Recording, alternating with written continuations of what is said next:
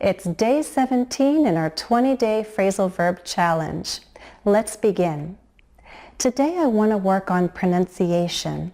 It's something we need to make a little time for.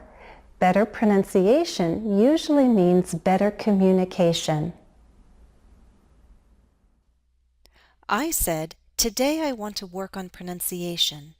Better pronunciation usually means better communication. What does this phrasal verb mean? A. Repeat. B. Improve. C. Test. The answer is B.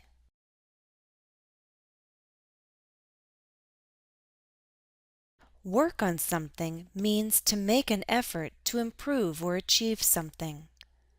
Look at the examples. I'm helping my son work on multiplication. The report is due soon, so I'll start working on it tonight. Work on is transitive, and it cannot be separated by the object.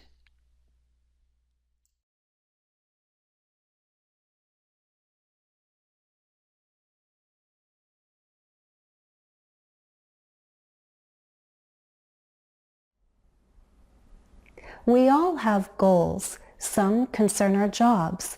Others are related to our hobbies. What is it that you would like to work on this year? What exactly is your plan for improvement? In this review, I'd like to go over all the phrasal verbs we've learned so far, with an emphasis on pronunciation. Let's start with fall behind, which, as you'll recall, means you're not keeping pace. What's the opposite of fall behind? Keep up. How about when you ask different people for information? You ask around. When you go to bed past your usual bedtime, what do? You stay up. And when information gradually becomes understood, we say it sinks in. Now listen to how I'm saying these phrasal verbs. Look for a pattern. Fall behind, keep up, ask around, stay up, sink in. I'm stressing the particle. These are all intransitive phrasal verbs. They have no object. Repeat after me. We'll try sentences. Don't fall behind. Try to keep up. Why don't you ask around? Don't stay up too late. I need some time for it to sink in. I should note that this pattern is especially common and natural when this kind of phrasal verb is at the end of a phrase or sentence. All right, let's move on to the next pattern. Can you tell me the phrasal verb we use to say that you complete a project? You see it through. See something through. And when you test something out to see if it works well, we say you try it out. Try it out.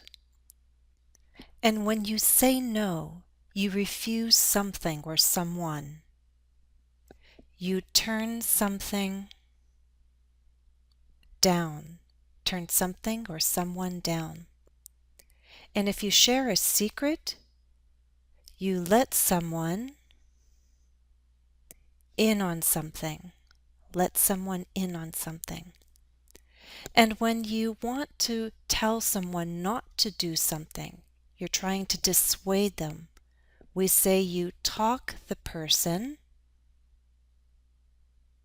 out of something. Talk someone out of something.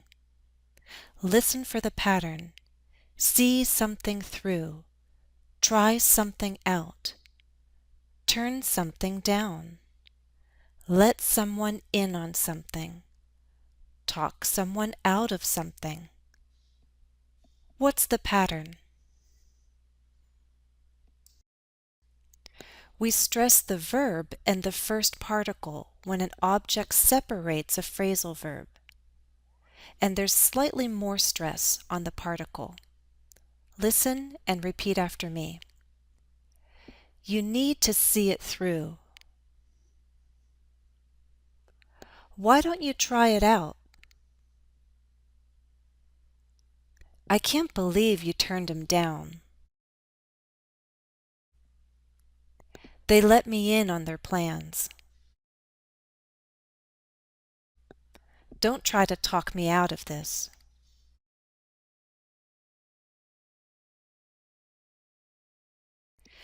This next pattern is for phrasal verbs with two particles. So can you recall the multi-word phrasal verb that means to practice an old skill? Brush up on something. And which phrasal verb means you stay on schedule or at the expected pace? Keep up with something. And when you don't want to miss an opportunity, a chance, miss out on something. When you give importance to one thing, all things considered, it comes down to something. And when you have an idea for something, you create or produce it, you come up with something. So there are three parts to these phrasal verbs: the pattern, brush up on something, keep up with something, miss out on something, come down to something, come up with something. We're stressing the verb and the first of two particles. Listen and repeat after me. I don't have time to brush up on my German.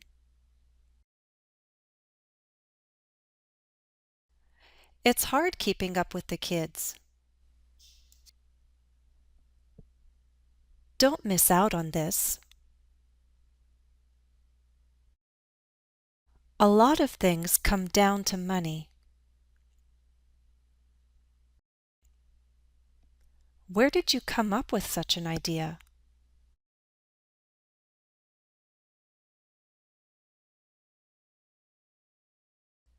Finally, let's look at stress patterns with transitive phrasal verbs where the object does not separate the verb from the particle.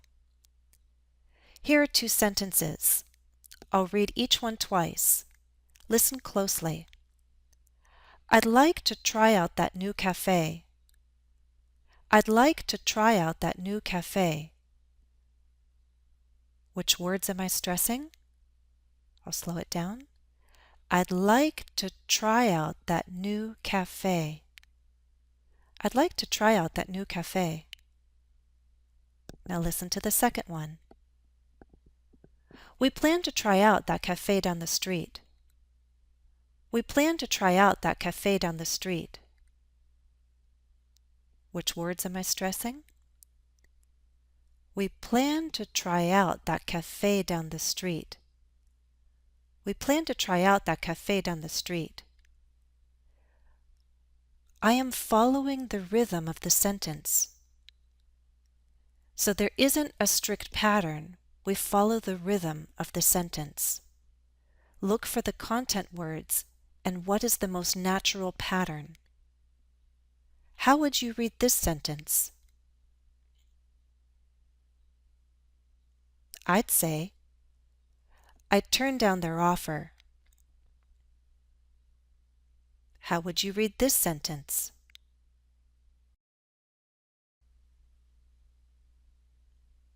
I'd say, I'm working hard on a new design. And this third one?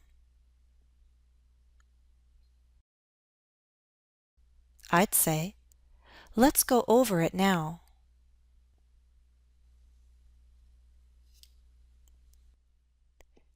Please take some time to review all of the patterns that we've talked about in this lesson.